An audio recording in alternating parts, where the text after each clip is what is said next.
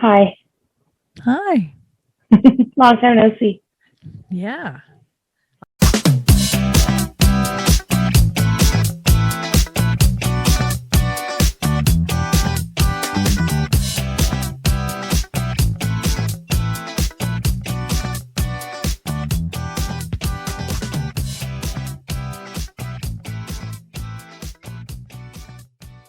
Exactly. Okay. Who cares? How are you? How are you doing? I'm And good. we're on a schedule here, girl. Let's Yeah. try to So I try to guess do we can this. record and then Yeah, let's go record. for it. And then yeah, and then I guess we'll see timing and stuff, and maybe we can catch up a little bit more tonight. But Yeah, we can also I think catch this up will as we work. go It's gonna for be sure. it's gonna be fun. Okay, I haven't seen this episode Yeah, it's been for a like few days. I think it's been like a week since I last watched it, but that's okay. Okay, I read through let's my notes and I looked up. I was curious because of our let's I guess we'll talk we'll let's say just hi. let's say hi. Let's welcome Yeah. everybody to this week's episode of Squintcast. My name is Kelly, I'm Brittany. and today we are going to talk about an episode of Bones from season 4. It's technically episode 2, and it's called Yes. Man in the Outhouse. The Man in the Outhouse. Brittany. You're distracted by something. What's happening? I'm not. I'm just pulling up the director information. Also, your room is so bright. It's so nice during the day. I feel like we should do this more often. We should, for sure. This is rather than at night when both of us are like half asleep. It's daytime. Yeah, don't say that too quickly because, guys, guess what? We're going to be recording later on tonight another episode because you're just begging for it. I know. You can't live without it. Anyway, all right. So we're fine. You're fine. We've had a good weekend. Wayne is healthy. Mark's okay being a parent for a few hours. That's great. Yes. Now, we're gonna get going and talk about this interesting episode. Well, you said that this Yes. was season 4 episode. It's technically the second airing of an episode in season 4 because 4. part 1 and 2 aired on the same day. So episode 1 and 2 aired on the same day. So this third episode is really the second episode in season 4. But season 3 had a writer's strike. So this episode was actually supposed to be season 3 episode 16. What? Which was yes. So this episode was supposed to be the episode immediately after the Gormagon episode. The finale with Zach, all that stuff. Yeah. Oh, okay. Well, that would make sense about the whole intern thing. The intern thing also, generally you had mentioned, well, we're going to talk about it, but you had mentioned Hodgins and Angela and their dynamic doesn't really make sense based on what happened in the first 2 episodes. So that's part of it.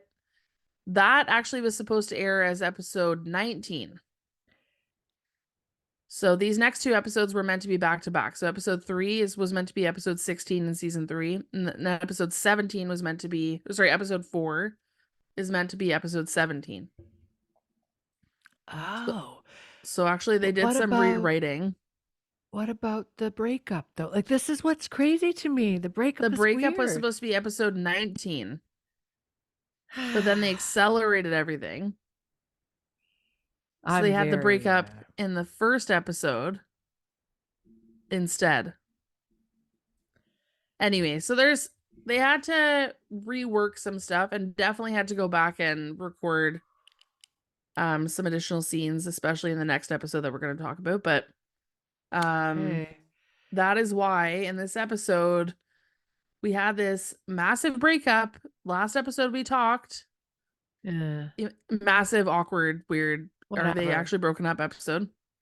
Anyway, and we No acknowledgement. Have I'm no just gonna acknowledgement in say, this episode. spoiler alert, no acknowledgement of the breakup at all. So I was very confused by that when I watched it because I didn't realize that this was like a thing where they what meant to put it last season, blah blah blah. And that Yeah. makes sense because yeah, they weren't broken up yet. But yeah, there just doesn't seem Exactly. to be. But then you're saying the next episode was also a pre-breakup episode?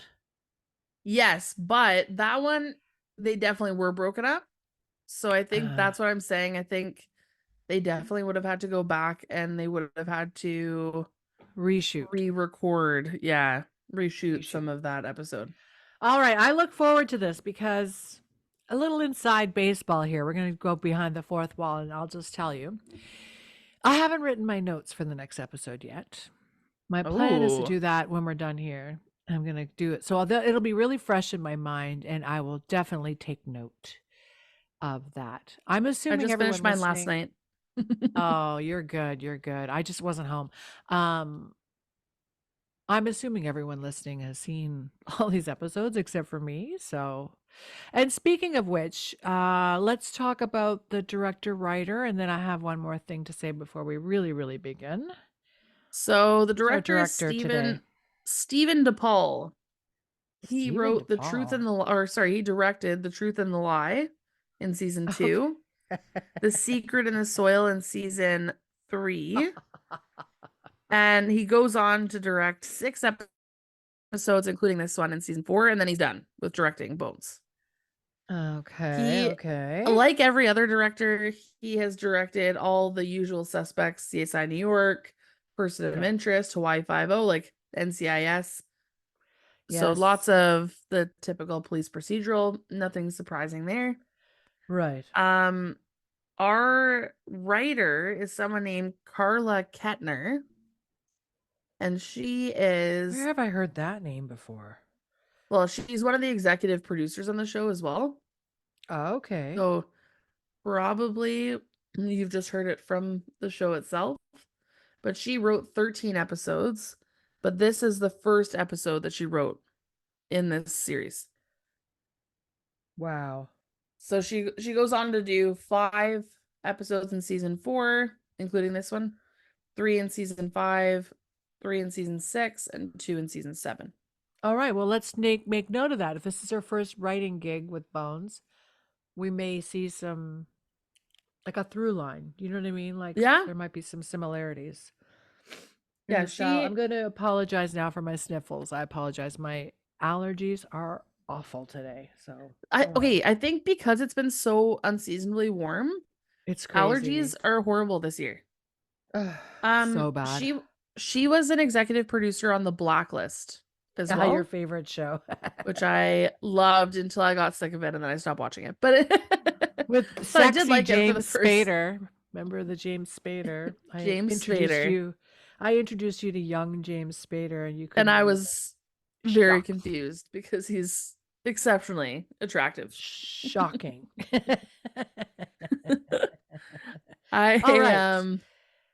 Cool. I'm just making sure that Mark is not texting me. Shall we talk about this episode? Yes, let's do that. But I'm just going to say right now, I'm going to start my campaign right now on this day in 2024. St. Patrick's Day, March 17th, I'm starting my campaign to get David Boreanaz on this show talking to us and our lowly little podcast, because you know what? He's unemployed right now. He has nothing else to do. He possibly isn't married. What's he doing with his time? Like, seriously. Let's go, David. He's promoting his son's album. Yeah, but he's also like finishing up SEAL teams and like finishing all that up. So he's going to have some time on his hands. Maybe he'll get on a podcast or 2. Did that show get canceled or are they going out on their own terms? I have no idea. Me neither. I wonder what he'll do next. Our podcast, perhaps. He'll come on our podcast and it'll blow us out of the water and we'll have to like deal with all of our incredible fame afterwards. But regardless, I would love to get David Boreanaz on our show before he goes on Emily's show that eventually will start with what's her face, Carla. True. I have burning questions for him, like about his Slovenian heritage. I have questions about, like, you wanted to know about his belt buckle collection. I have other questions like, what's happening in your life, like what's going on Instagram, why'd you delete everything, that kind of stuff. Lots of questions. This is an important episode, which I just had an epiphany. You and I. So we are aware of this podcast that's supposed to be coming out called Boneheads with Emily Deschanel and Carla Gallo, who we meet for the first time in this episode. Yeah. Who I love so much. Of course. Her You character is adore all awesome. the weirdos. You adore all the weirdos. The quirky people. I'll have those girls on. Let's go, Emily. Come on, Carla. Come on in here. You have some explaining to do. It's weird, I guess. It's kind of odd that they haven't. Yeah, and we had one of our listeners reached out asking if we knew anything about. I love how they think that we're so connected. Thank you. So, one who shall remain anonymous. I just, I don't know what's happening with that podcast. Everyone's up in arms trying to find it and figure out what's going on with the production. Maybe one of them got some work. I don't know. It's one of those things. Oh, maybe like something came up where they're not able to make the time to do it. Oh, it's a commitment. As you know, this podcast, what we do is a huge commitment. And sometimes we're not so great at maintaining the commitment. It's fine. Hence the double record. Okay, let's start us off. What are we doing here? Go. Okay, so we open to a scene of a nice looking trucker, nice old man. He's driving along and he's being reamed out by his, I'm assuming, girlfriend.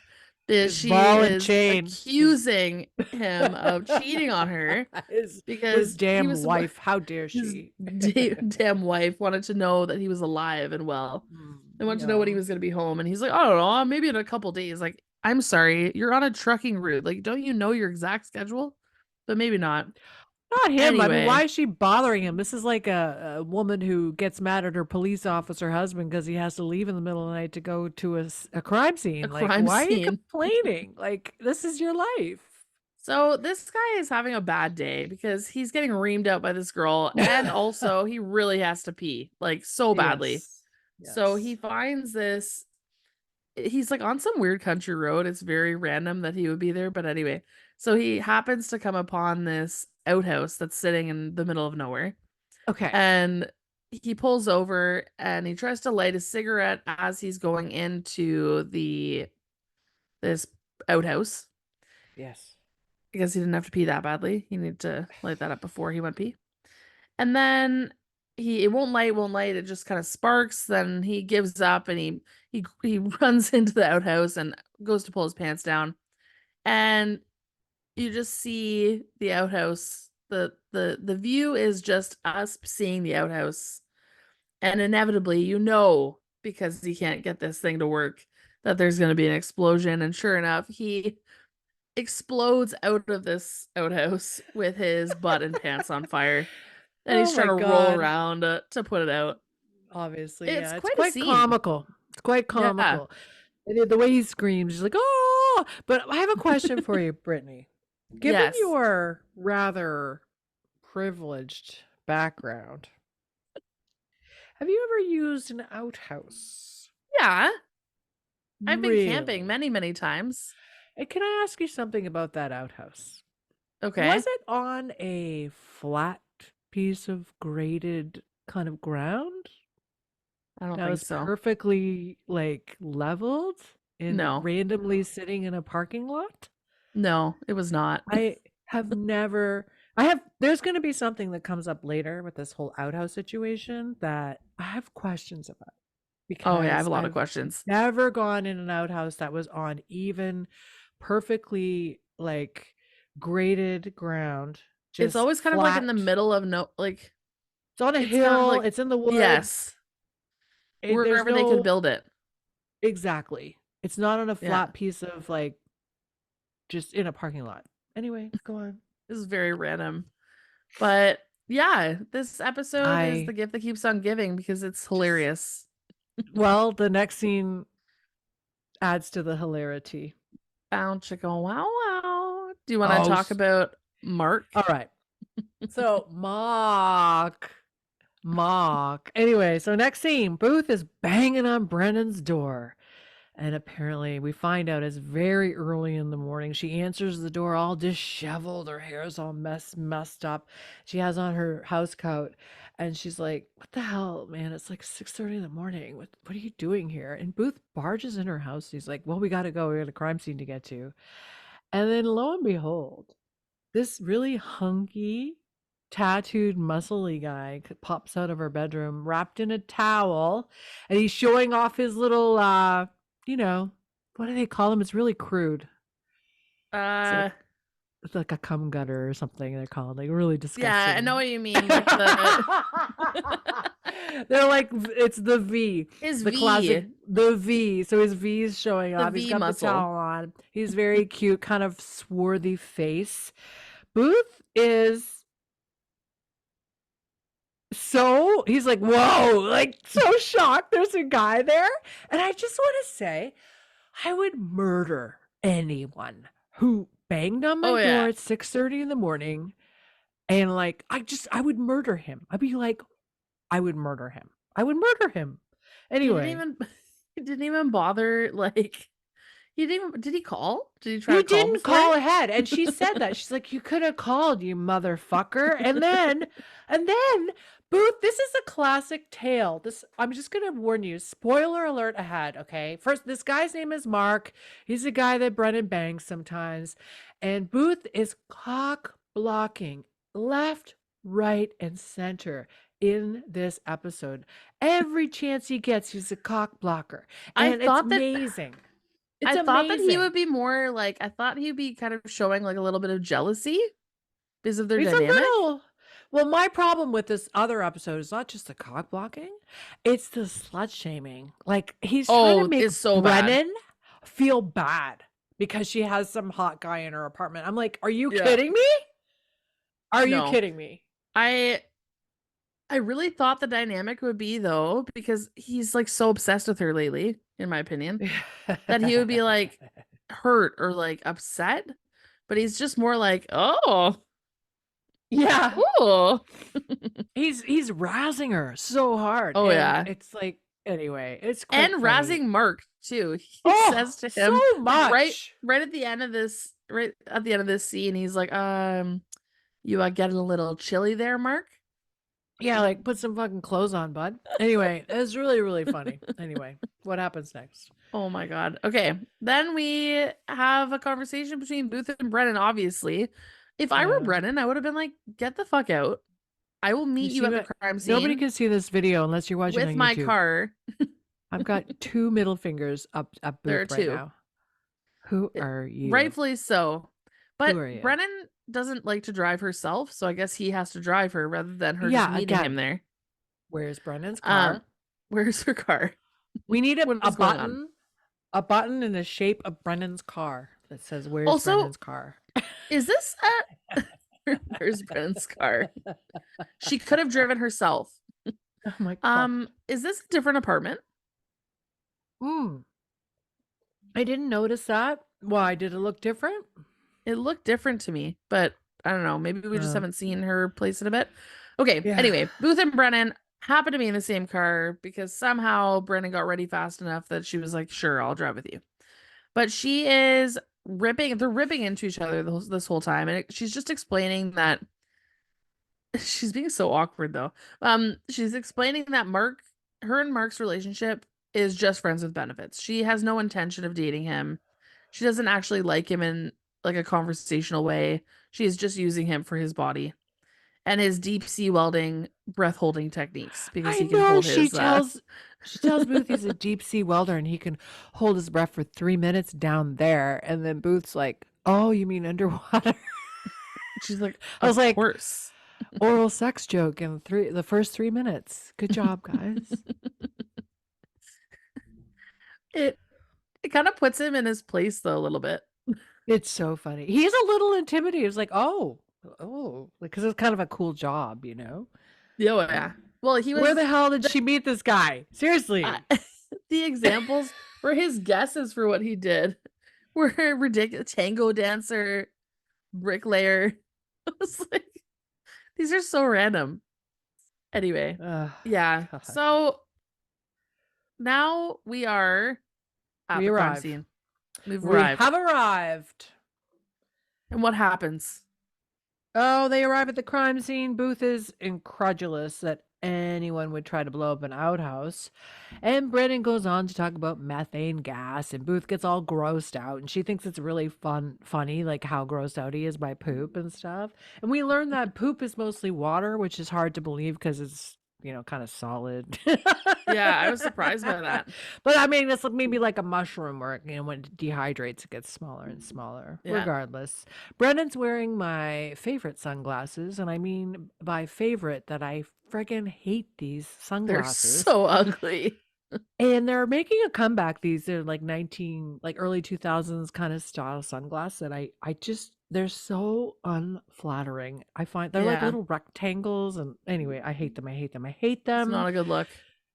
Turns out this guy that was in the outhouse survived the blast. And they're not there because of him.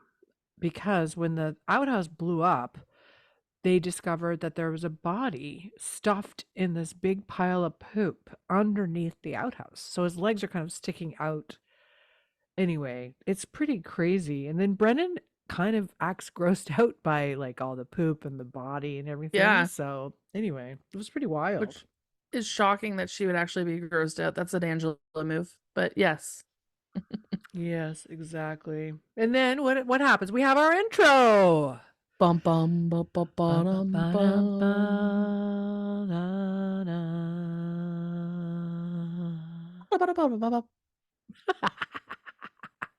All right, I want to talk about this because we're back at the Okay. lab. Back at the lab. Yes.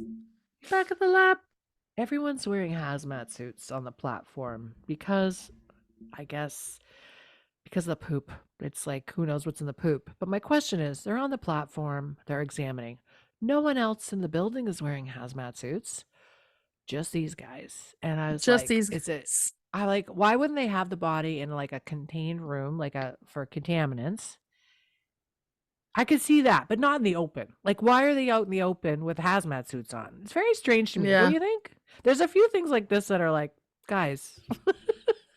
You think they would have another room for stuff like that? Well, they In do. They case have the of room with the thing that contamination? sucks the stuff up through the pipes and Yeah. everything like that. And they close the door and like, it's Yeah. like they have rooms like that. So Or like Gormagon's whole vault is probably not there anymore. So maybe they could do it down there. they could do something. Maybe. Anyway, what do they discover? Brennan finds a gunshot wound to the head. And then she asks where her new assistant is. Because Mhm. Clark quit, remember? Yeah. Remember when Clark quit because he thought there was TMI in the office? Because they're a bunch of horn dogs. Yeah. And Cam responds. She says that the new assistant's getting all her security crap done at the front of the building. So Yeah. what happens after? What's happening then? Well, we find out Oh, also that the victim's been dead for 72 hours. His front teeth Right. are all shattered. And he actually had veneers on his teeth, which is interesting. They have this realization, they being Brennan and Cam, kind of at the simultaneously, that Yes. this victim has something shoved down his throat. So they use tweezers to pull it out. And Can I it just appears to mention- be a photograph. Yes. It's a photograph shoved in his throat. Yes. Lance Sweets is here. Yes. We don't know Like, why. He's This making episode, jokes. next episode. He's making jokes. Nobody's having it. He's being like psychologizing all over the place. He's just like psychologizing.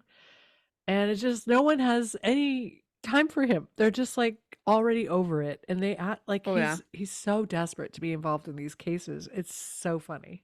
I don't even know how he has clearance to be involved in these things. Like, why is he there? Well, he is an FBI guy, so there's that. But he he's must have gone like- through basic training. Yeah, but I'm thinking, like, what purpose is he serving being there with the body? Why is this an FBI case? to Yeah. because there's an explosion over the other state line. Like I'm very curious about that too. Moving forward, I want to ask that question: why is this an FBI case? Yeah. Sometimes I wonder those things. Anyway, I don't want to get caught up too much Instead in of this. police.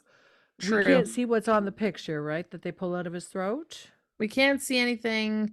They're gonna give it to Angela to recreate it because she is an artist and apparently that's something she can do.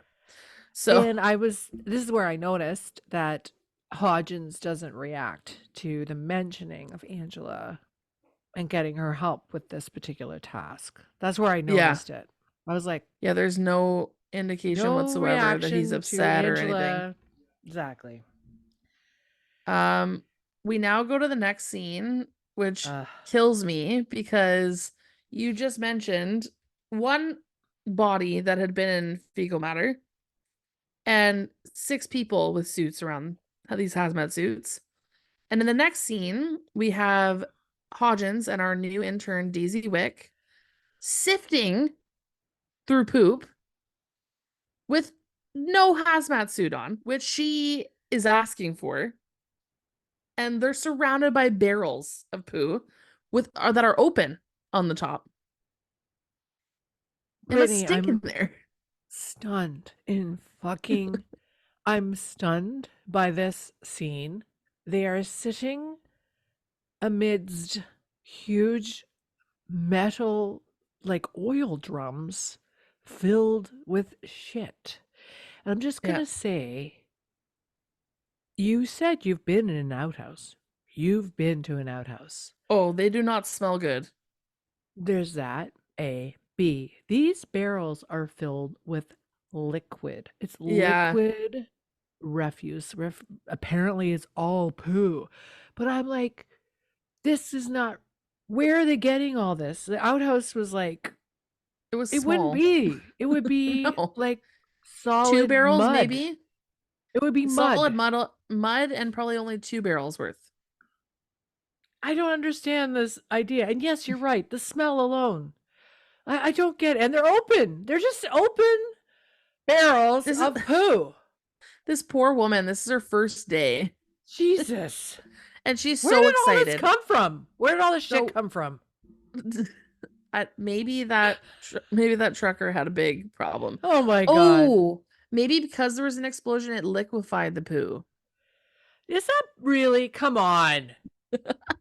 Brittany. I have no idea. Scientist Brittany is on the case. She's on the case. Accountant Brittany is on the case. Okay, Accountant / scientist. Dr. Brittany. We meet this Daisy girl, and she is wonderful. She's such a go-getter. She's so like excited to be there. She's obsessed with Dr. Brennan, wants to meet her. She just wants to make sure that anything she finds is known by Dr. Brennan, that she's like succeeding so much, and she wants to impress her. But this attitude is extremely annoying to her coworkers. So Hodgins is having none of it. She is doing her best, but oh my God. Anyway, so they find a little bit of bone, whatever. Then more importantly, they find some human hair. And Daisy's like, oh, okay, excellent. I know Brennan is a stickler for protocol, so I'll bring it to hair and fibers. Yes. She finds the coccyx bone. Yes. Apparently of the truck driver? Yeah. Do you know what the coccyx bone is, dear? No. It's at the very bottom of your spine. Okay. It's like what connects your butt to your spine or something. So you're telling me this trucker, he got blown up, missing his coccyx. His bone, his coccyx is gone. That's like an important part of your like hinge. Well, anyway, they did say he wasn't going to have any other kids. Terrible. Terrible. He is severely injured and we never see him again. So best of luck to the truck driver. Okay. With the driver's coccyx.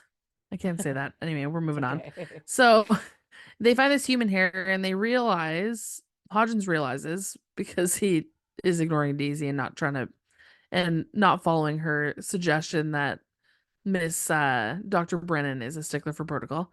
He takes a look. There's no root bulb. He notices that it's mongoloid in origin, and this doesn't fit with the Caucasian victim that they found. So they are realizing that it must be part of a wig. Yes. Or a toupee or a hairpiece of some kind. Toupee. Isn't that a great word? It is toupee. It is a great word. Toupee. It's so funny. Like when you say it, you can immediately conjure like what it is, you know, and how like the bad toupees. Anyway, I just want to, because the next scene we have Angela hanging out with everybody, walking through the lab, talking about what sort of rendering she's done with the skull so far. And I want you to ask your sister something. I really do. I want you to ask her this. I'm going to text her right now. Thank you. Oh, this is great. Mark is gone. He is left. Did you lose Mark your is going on an adventure. No, they're going on an adventure. We did sorry. Are you ordering in for dinner? We're having Mark's gonna come home. We're gonna have chili for dinner, I think, tonight. I think. But because it's easy to make. But we made for all of his family members, we tried to make these. We tried to make a 4-leaf clover, but with Wayne's butt. So we painted his butt. Then we put like I gotta get Mark to send me a picture. We put the paper on like this. And then we turned it 90 degrees and then put it on again. Oh my god. It turned out pretty well, actually. Was he laughing his literal ass off, Wayne? Oh yeah. Wayne was so like, funny. He just kept sticking his butt out for more pain. He was so excited. Anyway, okay. Question for Jessica. This is Brittany's sister. She's a scientist. She's a woman in science. Okay. Does she wear tank tops in her lab? Question for scientist Jessica from the team. That's Squintcast. Of Squintcast. We need real-time answers here, people. Okay, let's see. Real-time answer. We should have your sister on the show. And we really should. All these questions. She loves bones. So she would be like really. Oh, great. Yeah. Oh, yeah. Okay, 4:34. She just read it. Okay, she's ready. Do you wear a tank top at work? No jacket, no lab coat. With no lab coat. I love it. This is what they are wearing. Just Angela. Just Angela. But Angela's a scientist. Man, I just think it's wild. She just responded, LMFAO, are you stalking me?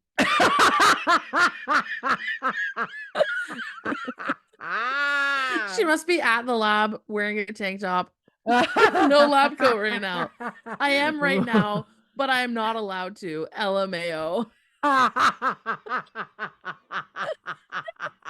right, question answered. Here we go. You're not allowed. But they do it. Oh my god. That's funny. Are you stalking Thank you. me? Thank you, Jessica. Thank you, Jessica. I had to know. Oh my god. Oh man. We got real-time answers from my scientist, actual real life scientist sister. Tell her to mix up some hormones for me, would you? Could she steal some hormones from me? Just a small ask. Liquid hormones, inject them into my body. Okay, where are we at? Oh man. Okay, so Daisy is like, hey guys, I found the toupee. Hey, I found the toupee. Please make sure Brennan knows I am the one who found the most recent piece of thing that is gonna break the case. And she's so annoying, but I love her. I love her character, and I think I love just her want because everyone I know where to she know. goes. I just want everyone to know that Brittany loves this character. I love this character so much. She is on equal footing with Sweets, in my opinion. Oh, well, okay. Anyway, so I feel like Kelly might not be on the same page as me. Okay, so anyway, Angela is like, hey guys, I did my thing. I looked at the skull. Welcome to my channel. Welcome to my channel. Like and subscribe. I found this guy's skull and I made a face. I have a face. And they're like, wait, we recognize this guy. They're just from Yeah. the skull. Just seeing the skull. Oh, I Hodgins. recognize this guy. Yeah. And then they add skin to him. And then Hodgins and Angela, who are not acknowledging at all that they've been broken up, are going, oh my God, I do know who this is. And so she does a little Google search and it comes up with a website, Busted by Bill. And so it's this guy who catches people cheating on their spouses, and it's quite comical, actually. Yes. Okay, Brittany. I'm just gonna go a little bit of a tangent. Not like off to the side. I'm gonna Please. ask you, have you ever heard of a show called Cheaters? No, Okay. I don't think so. You are missing out. My ex-boyfriend and I used to like probably get really high and watch this show. It's called Cheaters. Sorry, not Heaters. That's funny. Sorry. A little Freudian slip there. Anyway, it's called Cheaters, and they have had a few hosts over the years, but there was this one absolutely famous one named Joey Greco. And they would do this. They would set these guys up. They would set them up to fail. It was all about this. And oftentimes the couples, quote unquote, were like 18 years old, 20 years old. So of course they're going to fucking cheat. They're like kids, right? Anyway, so they set these people up and they would set them up with like young. Anyway, it was so funny. It had 10 seasons? It's amazing, Brittany. But you gotta see. I'm gonna try to search it up. But the Joey Greco episode where he got like punched out by one of the guys is so funny. And I wonder, like, if this guy was sort of based on like a Joey Greco type. Anyway, I just thought it was so funny. Was it real or was it? Well, ish. You know. It's so funny. It's like, yeah, they were real people, but I mean, it was pretty dumb. Like, it was so dumb. And Dave and I would be like, these people are so dumb. It was great reality TV. I loved it. That does sound good. It's like so Maury, funny. but before Maury happened. Well, no, I think Maury was well established. Cheaters is just like phenomenal. Oh my God. Okay. Anyway, that was my aside. I love it. So, yeah. So the victim is can I take that Bill back? O'Rourke. Can I take it back? He wasn't punched out. He was stabbed. So much worse. I saw the episode. He got stabbed. Dave and I were like, no way. We were freaking out. It's so They actually funny. aired that? Yeah. Holy shit. But then he didn't I think he quit after. Anyway, he got into fights all the time with the guys, but they got stabbed once. So it was pretty crazy. As soon as that happened, they were probably like, yes, this is amazing.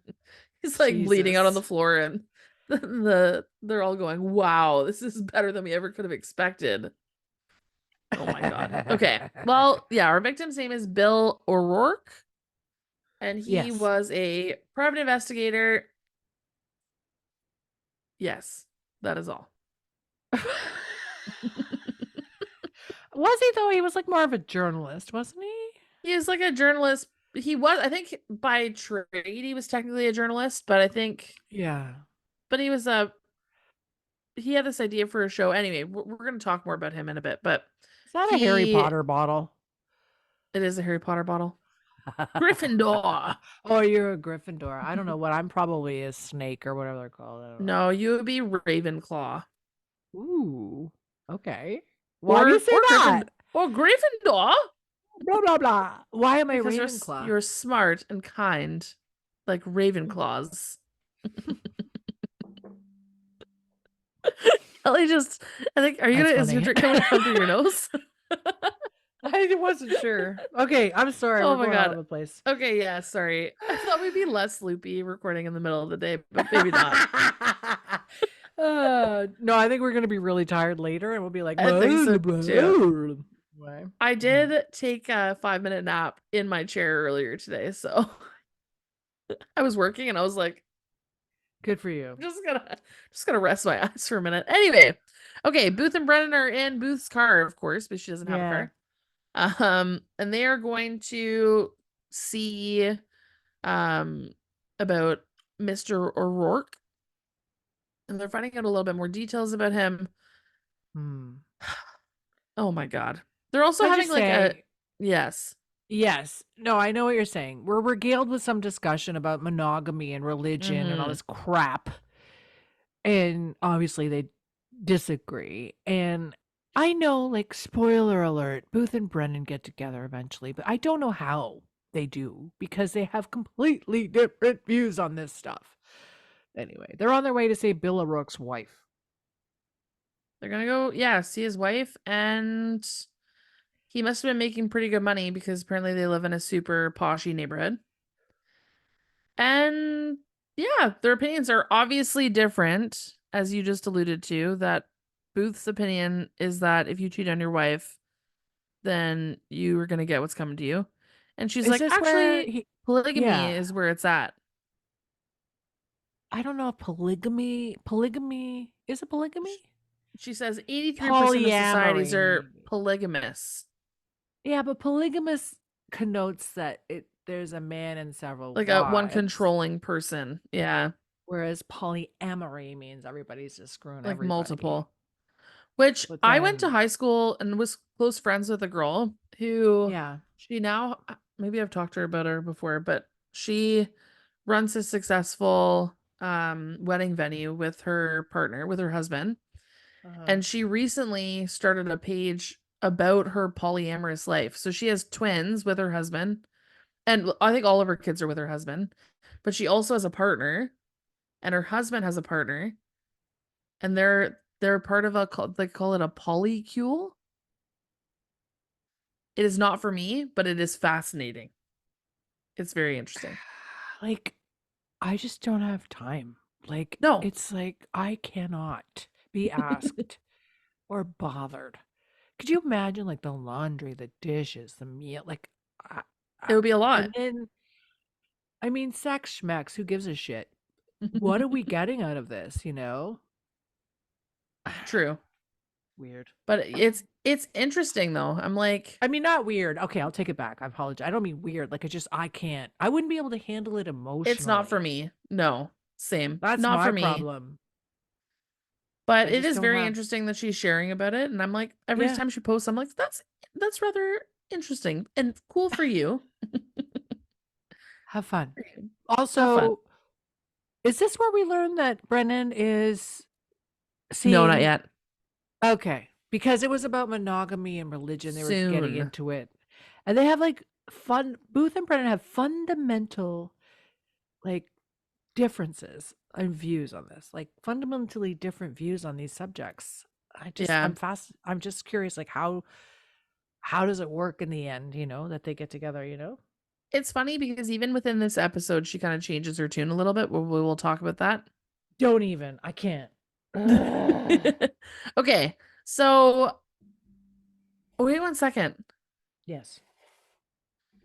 I What? thought that we were going to see Bill's wife. Bill O'Rourke's No? wife. We are, but I thought we were going to go see her at her home. But I just realized that no, they met at the FBI headquarters. Studio.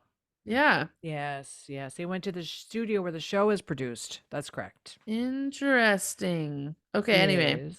So yeah. This woman is interesting. I found What woman? The wife? the wife is interesting.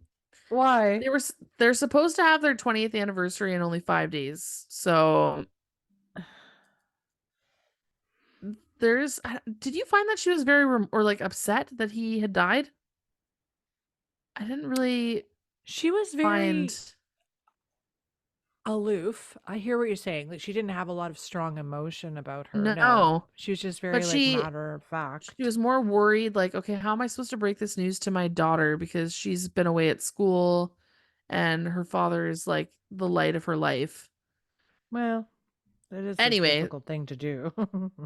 So apparently, as you mentioned, he was a serious journalist, and then he met this guy, Arthur, and then they ended up producing this show, and he made a ridiculous amount of money doing it. But she was always worried that something like this was going to happen to him because he was constantly pissing people off and putting Yeah. people in these horrible situations. So anyways, Yes. she basically they ask if he had any enemies, and she's like, "You're joking." Like, yes. A ton. Well, yeah. So we meet at the studio not only the wife, we also meet the producer, Veronica, the show creator. I think she's the producer, and then he's like a creator of the show, Arthur. Yeah. And then we also meet a cameraman. I forget his name. Peter. Pete. Right. Yeah. Right. Okay. And So the producer of the show, he was trying to play it off like, "Oh yeah, no, everything was fine last time. I was last time to see him, but everything was perfectly fine." And Peter's like, and we just had a small discussion off to the side. Peter's like, you actually got in a huge fight, Mr. Arthur. Don't you remember yeah, that? We everybody all knew heard it. that Bill O'Rourke and Arthur were arguing like the night that Mm-hmm. he died, pretty much, right? Yeah. Which it sounds like they frequently got into fights, but they were extremely close friends. So it wasn't out of character that they would have a fight and then they would make up. So Arthur wasn't really worried that he Yes. disappeared for a few days. Right. And I guess the thing is, okay, so Booth and Brennan, I just want to throw this out there because this is crazy to me. They're planning to basically look at all these old tapes of the show to try to find a suspect, first of all, which is Good luck. insane. And then they start sort of grilling Arthur on the spot about where he was, blah, blah, blah. And then Arthur immediately is like, he cut them off. He says, I'm going to get a lawyer, right? And I was Yeah. like, good for you, Arthur. I was like, Yeah. thank you. Yeah. You should always get a lawyer, everybody, regardless. Especially if Innocent you're or innocent. not. Yeah, and more especially if you're innocent. You need So representation. you don't say something exactly. So you don't say something If you need a stupid that's defense gonna create a lawyer, problem. if you need a good defense lawyer, call me. I know a guy. Okay, there we go. All right. Excellent. Where do we go to next? So I guess now we're back at the FBI. They confirmed that Arthur, they talked to his lawyers and they confirmed that he was away in Atlantic City all weekend. So he has a pretty solid alibi. And I'm trying to think. Sorry, I'm looking ahead. I completely forgot where we were going with this.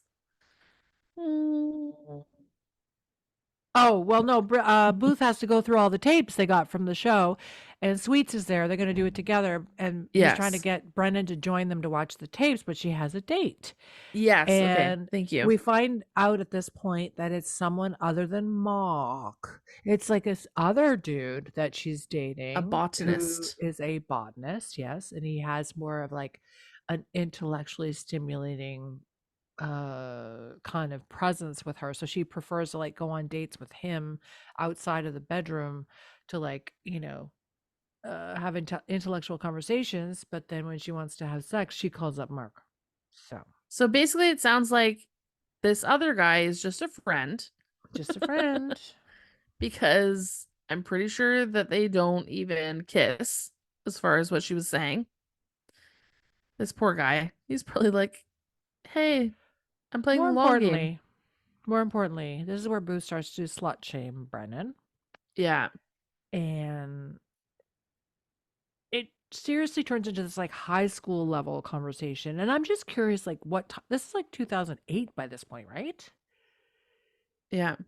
People are dating more September than one person at the same time. Like people are dating multiple people at the same time. I don't understand.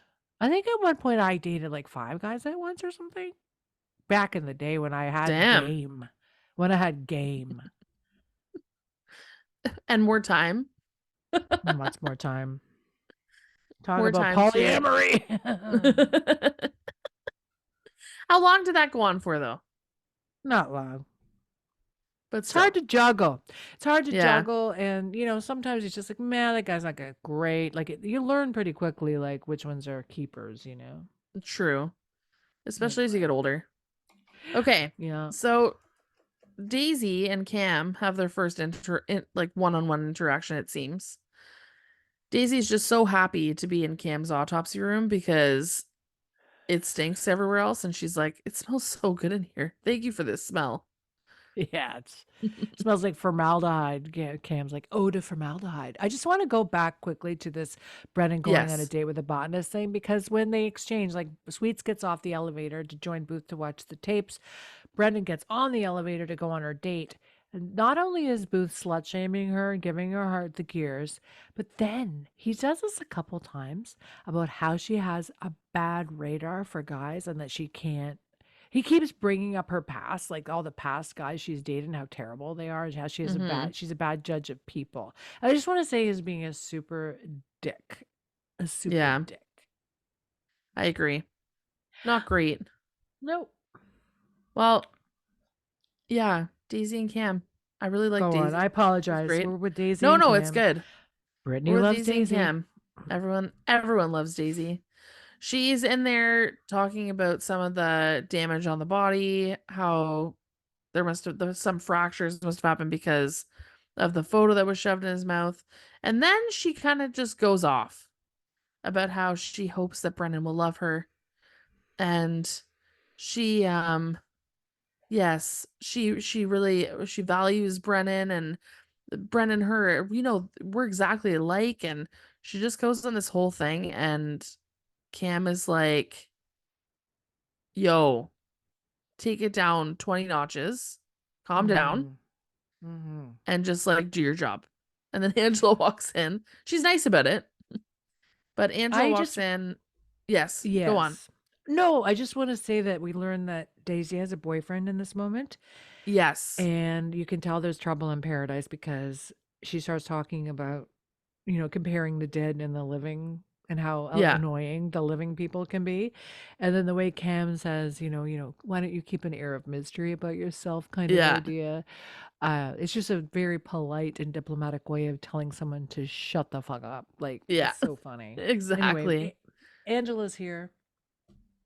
She had to she I feel like she had to let her down easy because she's she seems like such a nice girl. So yeah, Angela's here. All she's saying is she thinks that she can only see a little bit from the picture that was shoved down the person's throat, but she thinks that it's a picture of two people knocking boots, is what she was saying. Yes. So, also, Angela is wearing a lab coat over her tank top. There we go. Did Jessica say anything further? She did not. No, nothing happened. Just Cam thought it was funny the way that Angela's clinical terms of knocking boots, like she just made a joke about that. So next we have Booth and Sweets looking over the tapes. I don't know what they're eating. Are they eating ice cream? Are they eating some kind of food? They're just hanging out. And they're watching these tapes of this cheaters type show. And I just want to say the actors in the videos, like imagine having that part. Like, I'm going to play a show on a show. Like you're playing a character on a show that's on a show. Do you know what I mean? Yeah. It's like a show within a show.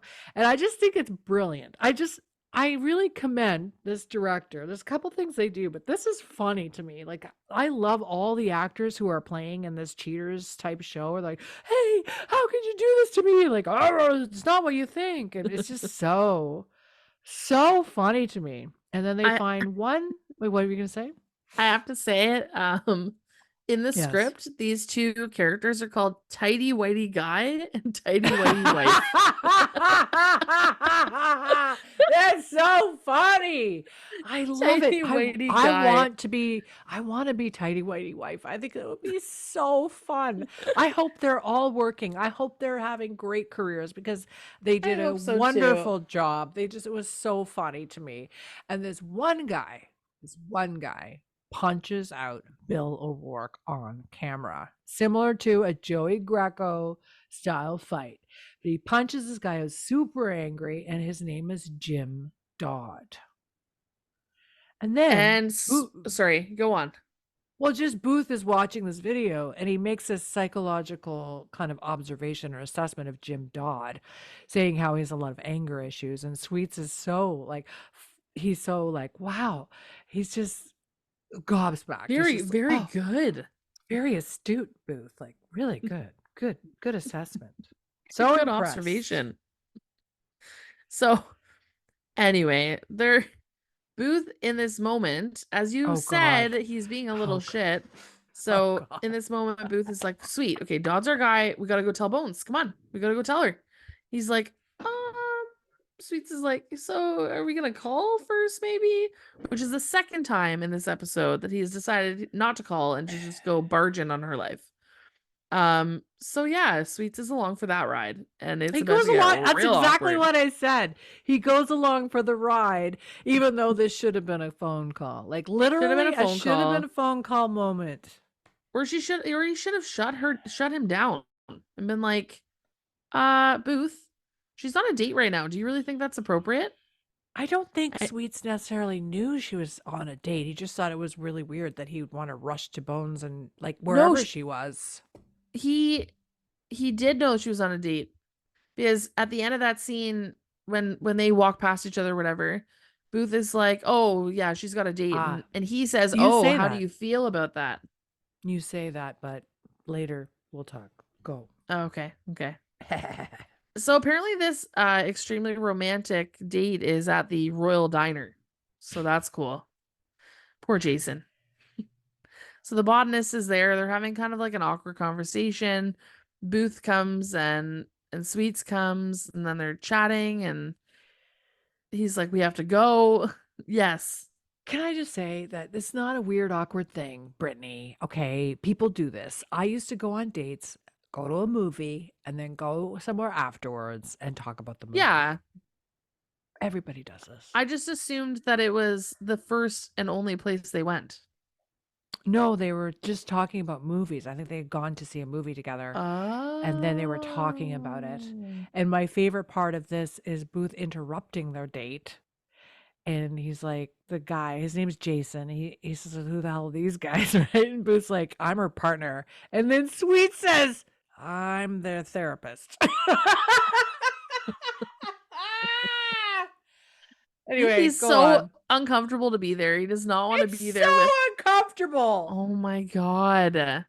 Terrible. And Booth also says in this moment, like at the end of this scene, he's like, she's like, "What the hell? Like, why couldn't you have just waited until I said goodnight to Jason or until tomorrow? Why does this have to happen right now?"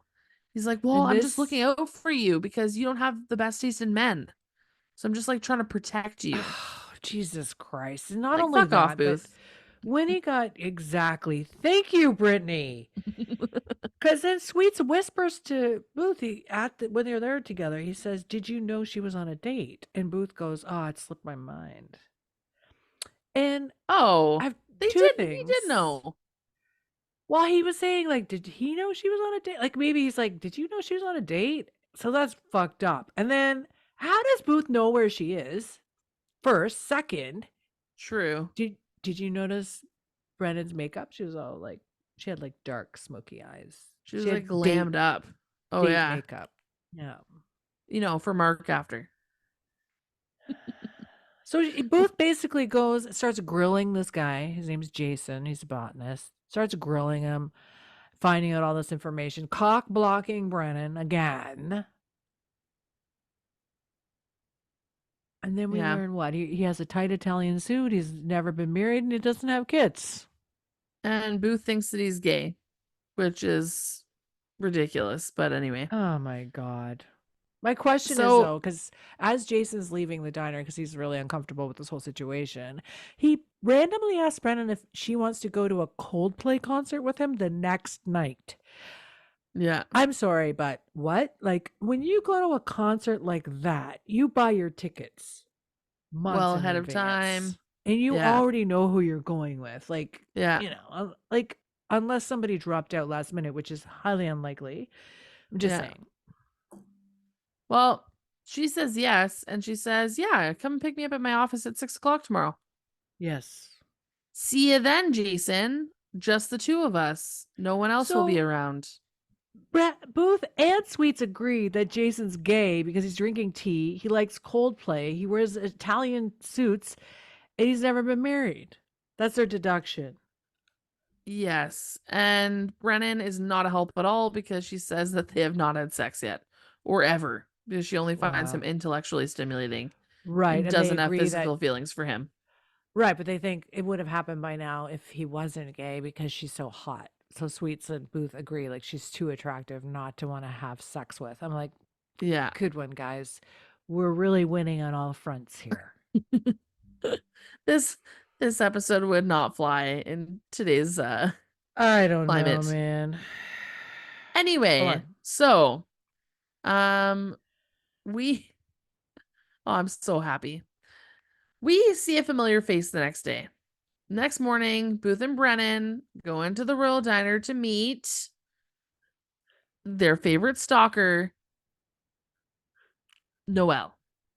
Noel. Noel. His name's Noel, and he's Noel. played by the greatest character actor of all time, of this era, named Scoot McNairy. He is a phenomenal character actor that literally can walk around almost invisible on the streets, and he works constantly. This guy works constantly. He's everywhere been in a all lot. at once. He's been in so much stuff. He plays these tiny little parts, part here, part there, part here, part there. I just admire his career so much, and he's so talented. I love him. I love Scoot. Well, Scoot! we last Scoot. So we last met Noel when we were Yes. in episode 4 of season 3, The Secret in the Soil. The one episode where there was that organic farming case. Yeah, which is the other one that this writer wrote. No, which one? Oh, he directed. Oh yeah, it. no, you're right. Yeah, The same yeah, director. the director, same director. Same director as Secret in the Oh. Soil. I wonder and if they Scoot was in recommended that. this guy to come by, I come wonder back if because of that. Steven and Scoot have worked together. I'm going to look that up while you talk about this. Okay. While I'm talking about this, then you definitely should. So what they want to do is they want to have this guy, Noel, they want to have him stalk Jim Dodd. So Booth says, listen, I'll give you $50. You got to follow him. And by Sunday, you're going to give me all the details on this guy. I want you to tell me where he goes, who he sees, who he's talking to, everything about him. Everything he does, I want to hear. So he says, okay, yeah, $50. Namaste, man. Namaste. So he was pretty happy about that, I think. Just to be involved, but anyway. It seems that Hodgins, Cam, and Daisy get quite a bit of time in this episode together. Yeah. I thought so, at least. Or Hodgins does not like Daisy, which I feel a little bit bad for, but anyway, that's fine. So they went through all of this outhouse sludge, they call it. They found a bunch of stuff. They found a .40 caliber bullet, which is interesting. Also, just like a bunch of other random stuff that you would expect to find. Like some poor kid used the potty and dropped their toy car in there. Bunch of cell phones. Like, yeah, that's a lost cause once you drop that in there. No, thank you. Anyway, but I don't think they did not find the murder weapon. They don't think. Daisy, however, the main point of this scene is to show that Daisy is doing things that she should not be doing on her own without permission from Cam. So she went ahead and she, instead of waiting for Booth and Brennan to find the murder weapon and be able to match it, she went and looked at the lumbar fractures that they found on the victim. And then she found out where he was treated, which was Providence Hospital, and found out who had beat him up for him to get those injuries. And Cam is pissed. No. Absolutely pissed that she went and did this. Not happy. Not happy. So, yeah. She's like, and why shouldn't I fire you right now? Oh, yeah. And then she's not getting the hint. She's like, doesn't it feel like I've always been here? She's so oblivious to like She's so how oblivious. she's coming off. Like she's such a like literal brown noser, and she's so like super keen, but in a really annoying way that no one Yeah. is. She's not coming off. She's coming off more abrasive than Yeah. I think she wants to. And like a She's not. know-it-all.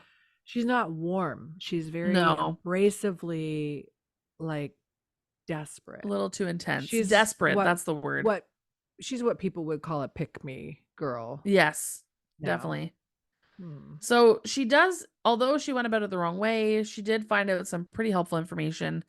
And that is that the person who was involved in this altercation is a police officer who carries the gun with the same caliber bullet that was found in the poop pit. And so they're like, okay, let's bring her in. And this lady, so Booth and Brennan are talking to her at the FBI. And Brennan is like, oh, okay, yeah, this girl, she gets it. Like, this girl's a smart lady. And then the more she talks, she's like, oh, yeah, no, I think maybe she's not so smart. Because Brennan's like, yeah, maybe she's delusional. Maybe she's crazy. Because what's mentioned earlier, just so I'll just quickly mention this. With this cheaters type show, there's a common theme. Often people or the men say they're just they're not really cheating on their wives. They're trying to show these young women the dangers of internet dating or something like that. Like it's like, oh, I wasn't cheating. I was just trying to show her how dangerous it is if they go on their internet and try to find dates and stuff. And it's just like really funny. It's so funny the way they that's exactly what she says that he was trying to do. She was like, oh no, he wasn't cheating. He was trying to teach this girl that it was very dangerous to meet someone online. And Booth and Brennan are like, your husband went to a motel and brought flowers. And then he took his pants off. Exactly. And then Booth uses this time to argue with Brennan about having two boyfriends. Like he's having this other conversation with her. I'm like, leave her alone. Yeah. Man. It's a bit much. But anyway, this lady, she's like, oh shit. Okay, yeah, I guess here's my sidearm. Like, I guess take my gun because it doesn't sound so good. Anyway, Brendan and Cam are in the autopsy room, and Cam wants to show her some stuff that she found on the victim. And Brennan, because she's completely unprofessional suddenly, just wants to talk to her about how Booth is upset that he doesn't get that she's dating two men, and he thinks that that's so ridiculous. And Cam's like, yeah, fuck that guy. Guys only care when they're the ones who have to watch you date two guys and be happy. But if he was dating two girls, then it would be a different situation. She's not wrong. No, she's not wrong. And Angela is there. Oh yeah, Angela's there. Yes. And she's like, oh man, I miss college. I'm like, oh, Angela, shut up. Yes, what's up? Sorry. There's a bunch of stuff that happens in terms of finding little pieces of evidence that I don't care about. I just don't care about this evidence. I just find some of it is helpful. Like, yeah, but the fact that they found Viagra in a system. They have to kind of like bleed it out, like they're kind of like slowly trickling out these little teeny tiny pieces of evidence. And I'm like, how long is this investigation taking? Is it taking like a full day to find this stuff? Like, I don't understand like where we're at. Is Angela still wearing the same tank top? I didn't notice. Like, it's just, I'm just curious. Well, anyway. And we find out that he had Viagra in his system, but in order to find that out, we have to go through this whole conversation about how Brennan should be able to date two men. Yes. And then, oh God. And then poor Daisy comes in. It's like, hi, Dr. Brennan. I'm Daisy Wick. I'm your new grad student. It's like so excited. And Brennan is like, yeah, I'd rather not learn your name until I've assessed your work. Oh my God. Brennan is cold as ice. So cold. I think, which makes sense, especially after everything happened with No, Zach. but she was rude. It's She was so rude. bad. She's so mean. You'd never do that. You'd be like, "Oh, hi, Daisy. Nice to meet you. Let's move forward." Like, just like, she was literally so rude to her. And also, She's so Brittany, mean. yes. I have to pee. Yeah. You do you. Okay. So we're going to go meet up with Noel because Noel has been working hard. And he's been trying to figure out what, oh my God. Anyway, he's been trying to figure out what's been going on with this dude, with Dodd. But before we get there, we get a whole conversation with Booth and Brennan. Like, geez Louise, they cannot.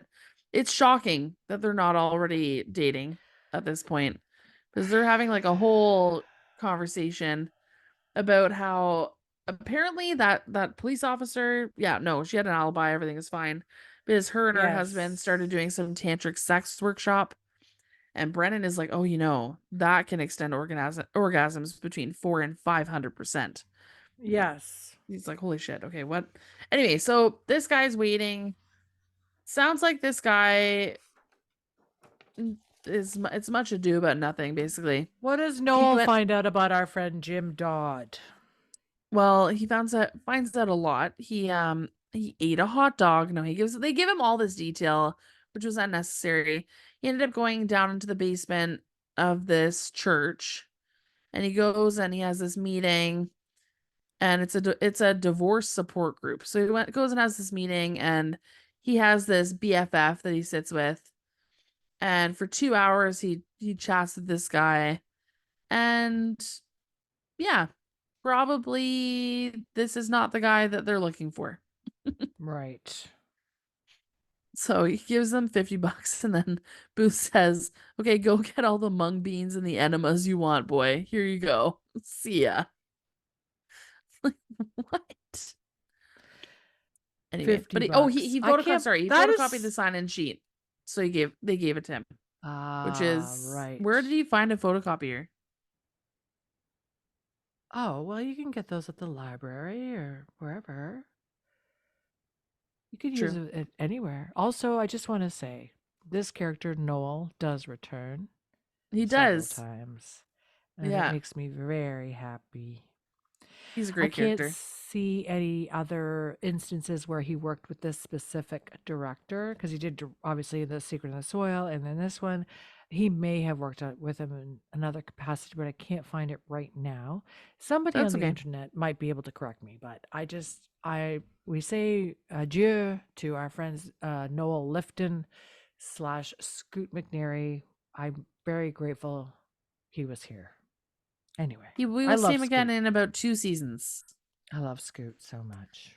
I did miss a crucial part of this scene.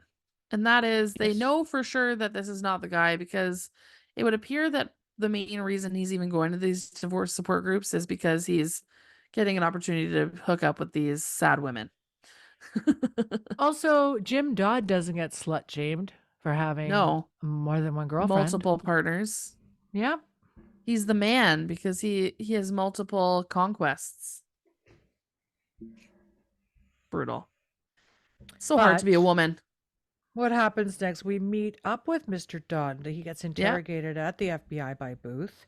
We learn that Jim Dodd owes a bunch of money all over town. He's trying to avoid paying like alimony or something, and he's trying to avoid his mother, and he owes a loan shark.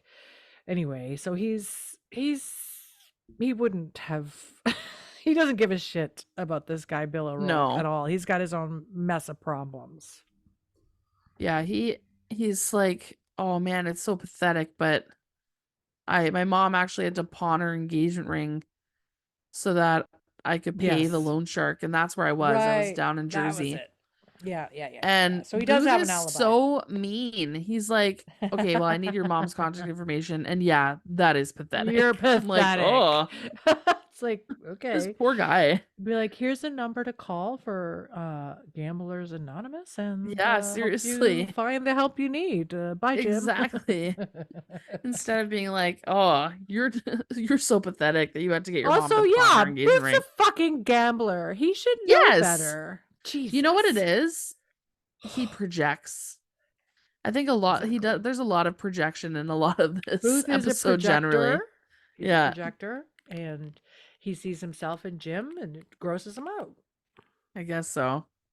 Okay, we're back with Cam, Sweets, and Hodgins in Angela's office. Yeah. Oh my god! And I can't believe that Angela and Hodgins are still in the same room. Like they just had this awkward breakup, but no indication of it, as we mentioned. No. So they've discovered Angela has broken open this case. She's discovered that this image, this photo, was in fact a picture of two people getting it on. And most importantly, the woman has a tramp stamp. So we're able to, a lower back tattoo. Which less Sweet formally says, known as a tramp stamp. Cool. Useful, I hope. Yeah, Sweets goes, cool for the tramp stamp. And he goes, I mean, useful, I hope. Like he's like backtracking because inappropriate, Sweets. So inappropriate. Oh my god. But what's more is they've discovered from all these videos as well that Angela had gone, that Sweets and Booth had gone through. Of the relevant ones, Angela went through and tried to enhance the sound in the background. And from one of the videos, she discovered that there was this audio where Bill was saying, I don't want to work, to Arthur was saying, I don't want to work with Angela anymore. You got to get rid of her. Not Veronica. Angela. What's her name? Veronica. Angela is the lady who discovered this. I don't want to work with Veronica anymore. And we met her with Pete back in one of the first scenes. I don't want to work with Veronica anymore. You got to get rid of her. Like she's terrible. And Sweets is like, oh, this is our girl. Veronica, not Angela, is the person who killed Bill. Right. So it seems like for this scene that Bill and Veronica were having an affair or something. They all kind of assume. So what happens next is Booth and Brennan go down to the TV studio to talk to Veronica. Bill's wife is at the studio again, picking up all of Bill's stuff and putting it in a banker's box. Booth tells the wife to take a hike so they can talk to Veronica. And we learn in this conversation with Veronica that basically Veronica and Bill were very close friends. And he was actually mad at her because he felt that she'd stolen a show idea from him and sold it. And they were having this disagreement about the whole situation. And that it wouldn't have lasted long. Like they would have made up and become friends again. He would have gotten over it, his bruised ego would have, suffered a little bit, but then he would have gotten over it. She also proves that she doesn't have a tramp stamp by lifting up her shirt and showing everyone her lower back, which is crazy to me. But whatever. Yeah, it seems, I wonder if you would need a warrant to get that information. Like for someone to lift their shirt up. Sometimes I just wonder why people are so willing to just give everything away. I guess it proves her innocence. So she's like, yeah, sure, here, just look at my back, whatever. It just proves she's not in the picture that was shoved down Bill's throat. Yeah, true. So we're assuming I think we know at this point that the man in this photograph is Bill. Yeah, we've confirmed that it is unknown. Is someone else other than his wife. With a lower back tattoo. And it would appear, based on the next scene, that she also has an infected tongue piercing. Ugh. That sounds horrible. So they sorry. Anyway, so and they know exactly who it is. It's this girl Holly. Because in one of the videos she's sticking out her tongue and going, want to see my tongue piercing? So she's the girl that they use on the show as bait for these men. And she got baited. So I just want to say this. Holly suffers from what is called oral thrush, which is not a big deal. A lot of people have it. It's basically like yeast. Oral yeast. And people get it. Like it's just like a bacterial kind of thing. My friend had it for a long time. She couldn't get rid of it. She'd take antibiotics and then it would just come back all the time. And It's then she common with found babies out, too. well, she found out it was from eating dairy. Oh, So she stopped eating dairy. Her thrush went away. And her skin, she used to have a lot of acne. Her acne went away after she huh. stopped eating dairy products. I wonder if she So, had a dairy allergy or something. yeah, it's like the thrush is just candida. It's like yeast. Yeah. It's whatever. But yeah, I think it just reacted in her body and she got thrush all the time. Oh my gosh. Pretty wild, Well, eh? that is wild. It's good she found a solution. Hmm. Although no cheese is hard. Yeah, I'm sorry. No cheese, no ice cream. No. Okay. So they get Holly into the FBI interrogation room and they start to interrogate her intensely.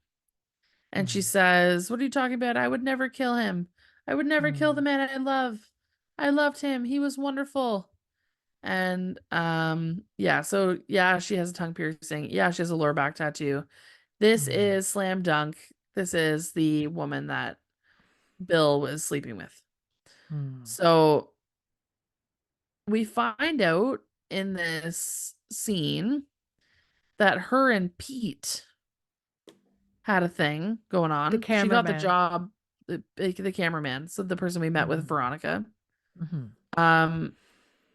She got the job because of Pete, and they were in a long-term relationship initially, but then it wasn't working out, and then they ended up, I think they're still living together now.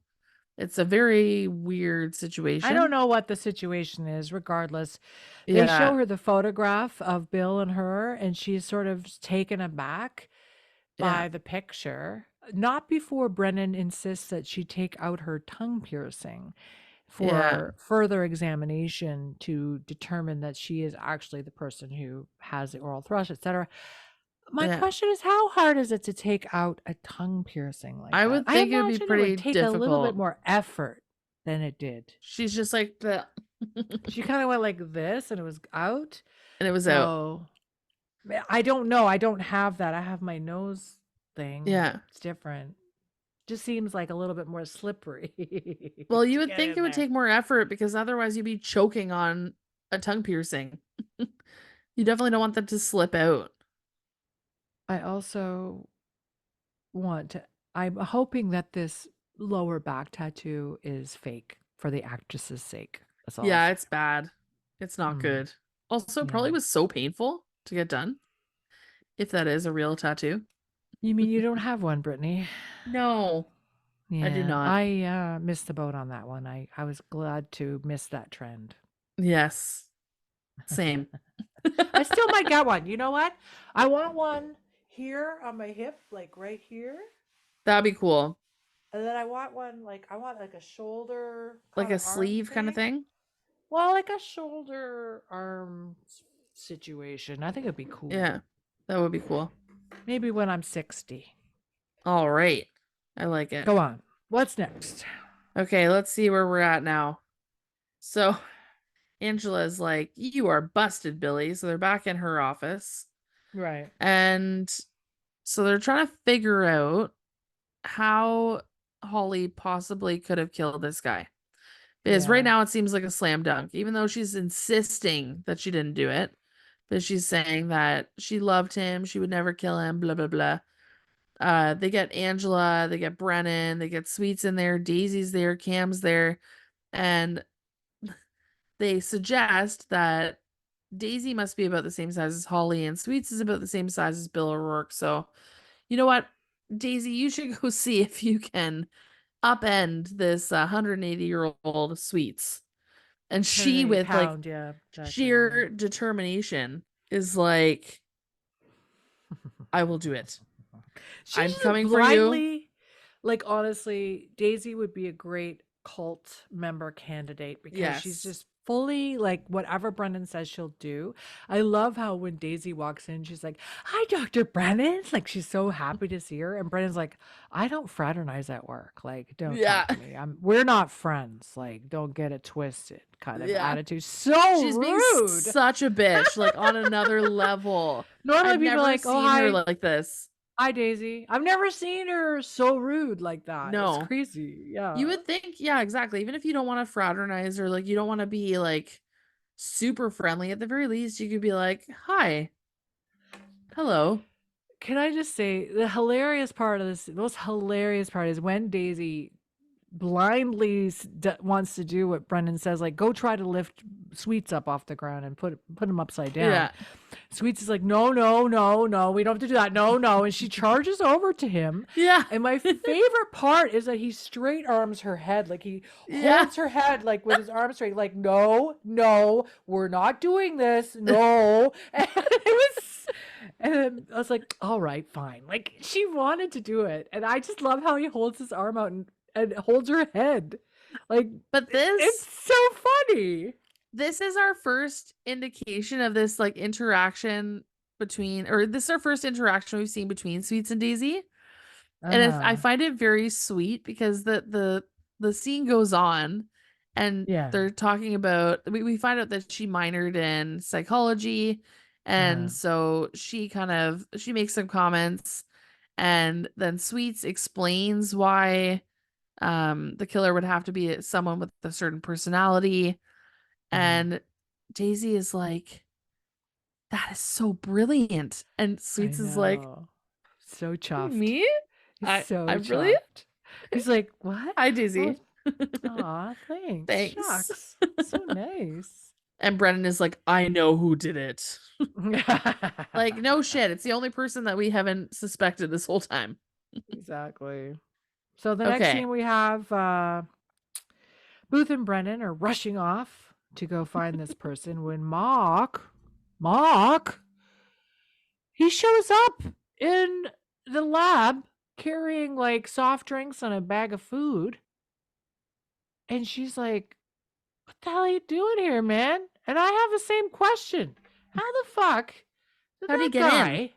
get in the goddamn building, walk all the way? Oh, she's over there, blah, blah, blah. So he goes over to randomly in her office, and like no one called her to say, "Hey, Brandon, someone's here to see you." Like, does she not have any assistant to help her with this shit? Anyway, he shows up with this food. She's completely forgotten that she's supposed to have dinner with this guy. Right then, our friend Jason, the botanist, shows up wearing a suit, ready to go to a concert, a Coldplay concert. Who let these people in? I want to know. They should be fired. These people should be fired. They didn't have the They just want to fuck with to Brennan. tell her. Have someone chase her up to tell her that these two yahoos were in the lab to see her. Like, I can't imagine they walked by the platform, the fucking platform. They had to walk by this platform where there's like evidence of like murder victims and shit. Like, they're just exposed. No problem. This goopy skeleton's just lying there. Anyway, Mark and Jason meet. And it's like the clash, this horrible clash. And Brennan is absolutely like, oh my God. She's up in arms about this. She's like, shit. I didn't mean for this to happen, like for Mark and Jason to meet. And she has to try to explain to like basically like, Jason, I really like you, but I don't want to have sex with you. And Mark, you're really dumb and I just want to fuck you. Like, she's basically, this is how she's translating everything. So then she says, I have to go. I'm trying to solve a murder. I'll meet you at the concert. And then after the concert, I'm going to go home with you. Okay, Mark? Like, and she leaves. I think that you're muted, darling. I missed it. Yes. There we go. Booth is like, oh, God. bye, guys. And then just takes one of the drinks that Mark has. This is where I sent you the video of Booth's face. Because his face is so, like, as much as I'll be honest with you, I'm giving away, like, my thoughts on this. But Booth has been awful this whole time. He's been terrible, slut shaming her, trying to like force religion and monogamy and all these things on her and like try to argue his way through things.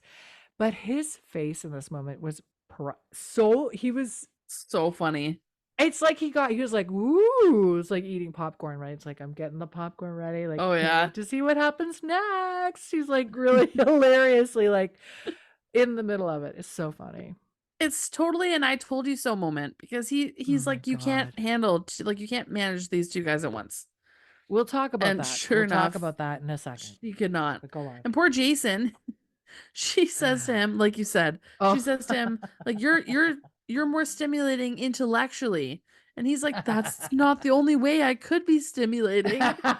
He's so like, damn it.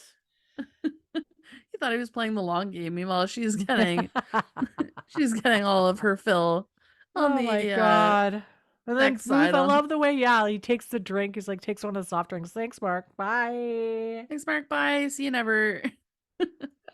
Okay. So we're back at the FBI, and we have inevitably brought in Pete, the only person that has not been suspected until now. Surprise, surprise, the camera guy. Surprise, surprise. Surprise, surprise. So yeah, at first he tries to deny it, and then he goes, "You know what? I just lost it. Yeah. I can't do it. I found out that they were sleeping together and fooling around, and yeah, just I can't. Sorry." So basically what he did was that morning that he said he went to his condo or his apartment and he didn't open the door, that Bill didn't open the door. He did open the door. He brought him a coffee, but he had put eye drops in it. And I guess that gave him the runs, and then that gave him an opportunity to kill him. A little convoluted, yeah, so but he cops to it. Yeah. Pete's the guy. Pete's the culprit. It doesn't matter. We move to the next scene. We have Booth and Brennan meeting in Sweet's office. Why is this happening? I have no idea. This is the middle of the day. They're all best is it friends. the evening. Regardless, That Sweets evening. And Booth Sweets and Booth are both giving Brennan a hard time about her whole two guy situation. Yeah. And she's all dressed up because she was supposed to go on a date with one of them. Mark, I think she was going to go on a date because she thought, oh, I'd give him a shot. I'll give him a shot in an intellectual situation. And then he broke up with her. Yeah. And then we find out Oops. that Jason also broke up with her because they couldn't believe she was dating both of them at the same time. Hello, 2024 is calling. Things are a little bit different now. People date all kinds of people. I'm sure. Yeah, like but I that's said offensive. earlier. The way that she was going about it. I feel like people date other people, so it's like eventually they'll choose one. But this was like, no, you will both be my. Yeah, well, also, what was I gonna say? Eventually, Sweet starts reading the room. Like he starts to go, "Oh, okay, maybe we shouldn't give her such a hard time because they both broke up with her." And she says, I know stuff like this happens all the time, but it still hurts. Like it still stings. Like to be rejected. It's not fun. And then he calls Jason gay again. Brent Booth calls Jason gay again, which is terrible. Anyway, the next thing that happens is what I think it's absolutely insane. So both Booth and Sweet stop giving her the gears, and Booth stops all this teasing. And he turns to her and he looks her straight in the eye. He's very close to her. And he's talking to her very intensely and intimately because he says to Brennan that there's someone for everyone. And there's someone out there for you that you're going to spend the rest of your life with. You just have to be open to see it. And then you just have to be open enough to see it. Yes. Is this is crazy? Is this not him being like, I'm here? I don't know. Open your eyes. I don't know. I think that he's just, I have a couple things to say because okay, so let's wrap it up. Booth wants to make Brendan feel better. So he says, I'm going to take her over for dinner. Let me take you over for something to eat. Because this is during Sweets' he's saying that Booth and Brendan have a surrogate relationship. So in between relationships, they're sort of lean on each other and they're there for each other on an intimate sort of emotional level. And then they go off and have these other relationships and then they come together. So, and yeah, it's called work husband and work wife. That's exactly what this is called. And I have a gym husband. I've talked about my gym husband many, many times. And it's an understanding. Greg has met my gym husband. They're very well aware. He calls me, he goes, "Hello, wife." And I go, "Hello, husband." And it's just the way it is. I had a work husband at all my offices that I worked in because we just had good rapport, good relationship. We had fun, we laughed, and we'd go to lunch together. Like you Yeah. have these relationships. It's just the way it is. Yeah. You There's spend a ton of time at nothing work or doing your spend so hobbies much or time. whatever. Yeah. So much time. Anyway, Booth says, "I'm going to take you out for dinner. I'll make you feel better." And Sweets is like, look what you're doing. You're being her surrogate husband or whatever. And then Sweets tries to angle in, try to push his way in on this dinner. It's so funny how he tries to get to have dinner with them. And they're like, "No, no, no, no, no. Like, you're not included in our little surrogate relationship here. We have a hard time making bonds outside of this relationship." Like they're agreeing with him in what he said about them. Like they're throwing it in his face. Like, "You told us we Just can't have bonds with other people, so you're not included in our dinner. So bye-bye." it's so sad. It's so funny. Also, But who would want to go to dinner with those two? It's insufferable. Like, as much as we love to watch them, sitting with them would be awful. it would be like being a third wheel on a date. Because you're sitting there listening to them fucking bicker for an hour. I'm like, this is not fun. Like, can we No. not talk about something else, please? Anyway, what does Well, Sweets do? Sweets ends up deciding that this is a good opportunity for him to give Daisy a call. And we find out that Daisy was let go and is no longer working for the Jeffersonian. But he would love to chat with her. And he says to reach out to her and to give him a call back. So I love it. I love that we find out that Daisy got fired in this way. Yeah. And that's the end of the show. And I'm just going to mention here, I'm going to tell you what I thought of this episode. Okay. And then you're going to tell me. But I think we both enjoyed it. I'm going to deduce that. A, B. Yeah. I really like the choices the director made in so many of these scenes. There's a scene where we cut back to the FBI and we learn through exposition that Arthur, the producer of the show, or whatever, the creator, we learn about everyone's alibi. We have, he had an alibi, blah, blah, blah. Francis, the cop, had an alibi, blah, blah, blah. We have Noel Lifton giving us the exposition about Jim Dodd going to this divorcee kind of group, support group. I like how we didn't have to see all that. Like, it was just sort of assumes, like, we don't have to go through all the scenes. Like, just tell us, okay, this is what happened, so we can move forward with the story. Yeah.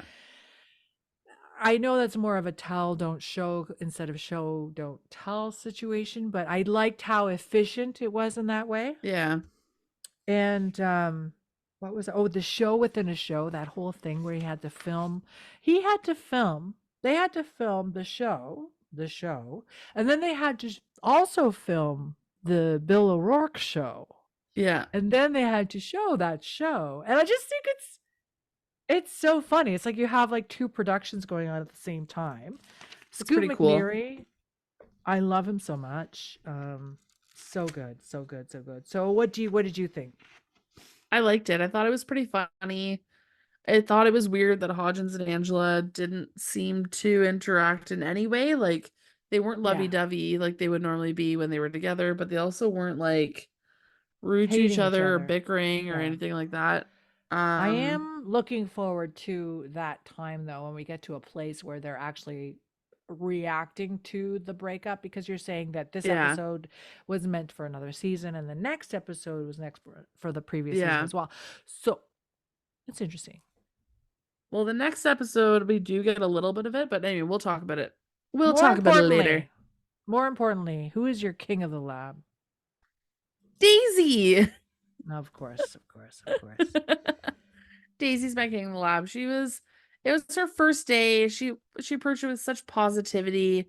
She actually provided quite a bit of insight into the case. She found quite a bit of evidence, which was good. Which would have been found by anybody. And all with a positive attitude, Kelly. Who's your king of the lab? I'll just say that I don't like Daisy as much as you do, and I'm hoping, like you say, there's some kind of redeeming situation. I hope she simmers down a little bit. Okay. I had a hard time picking a king, I'll be honest. Okay. It was a toss-up.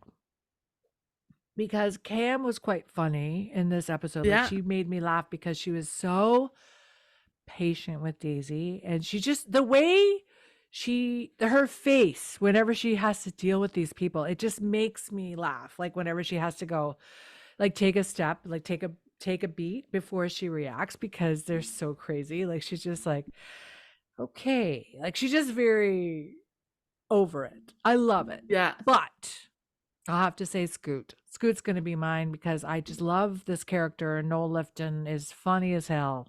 He's so random. He's completely out of left field. But again, great expositionist. We learned all about Jim Dodd. Like I said, he made me laugh. I love seeing Scoot anytime. So I'm all about the Scoot. He's a good actor. Yeah. Scoot, Scoot. Scoot, Scoot. All right. Who's your lab, Who is rat? your lab? Oh, do you want me to go first? Yes. This is controversial, Kelly. Ooh. Why? Because it's Brennan. Oh. Because I thought she was a little too much in this episode. She was rude to Daisy. She was completely inconsiderate to Mark and to Jason. Wow. And Wow. I just thought she did not deserve anything but lab rat. I did not like her attitude. I disagree with you 1000%. I don't think Brennan owes those guys anything. And I'm sure she made it clear that they weren't exclusive. Like, what if you're about single, Daisy? Single and ready to mingle. Well, whatever. Daisy's a bit much. She's coming off like an abrasive, brown-nosing tryhard. I wouldn't want that person around me either. Okay, who's My your lab rat? My rat's Booth. Booth for slut shaming Brennan, for trying to shove religion down her throat, trying to tell her that monogamy is like the only way to go. When he's plowing his way through Washington like there's no tomorrow, you think that he's not out there? He admitted swiping right? He admitted it in this episode. He says that he does all right. He doesn't even need plenty of fish at this point. He just needs to walk down the fucking street, go to the coffee shop. He could pick up 5 women in 2 seconds. No problem. This guy is plowing. I'm going to ask David Boreanaz when he comes on this fucking show. Why so religious, Booth? What's with the monogamy? What's with all this when he's plowing his way through Washington? When you're using that cocky belt buckle. Also, just as an aside, Daisy has a boyfriend, and Sweets is like asking her out on a date probably at this point. He doesn't know that she has a boyfriend at this point, I don't think. I'm going to assume that Daisy comes back. But anyway, obviously, fuck. I mean, they have a podcast together, for God's sake. Anyway, okay. How do we feel? That actress is amazing.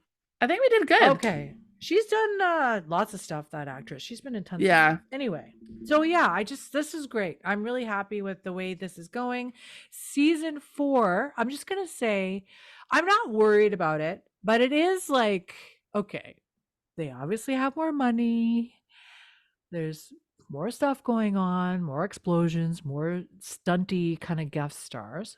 I get it. I'm not worried about it getting a little bit too big for its britches, but I'm interested to see where this goes because it's very slick. It's looking slick. It's feeling slick.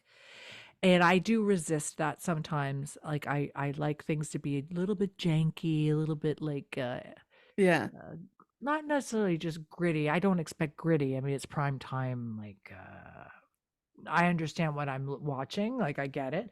But at the same time, it's very slick. There's something smooth and slick about it that I'm like, okay, guys, I hope you don't go too far on the slick side, you know? I just love that they have all these new interns. Sorry, just give me one second. Yeah.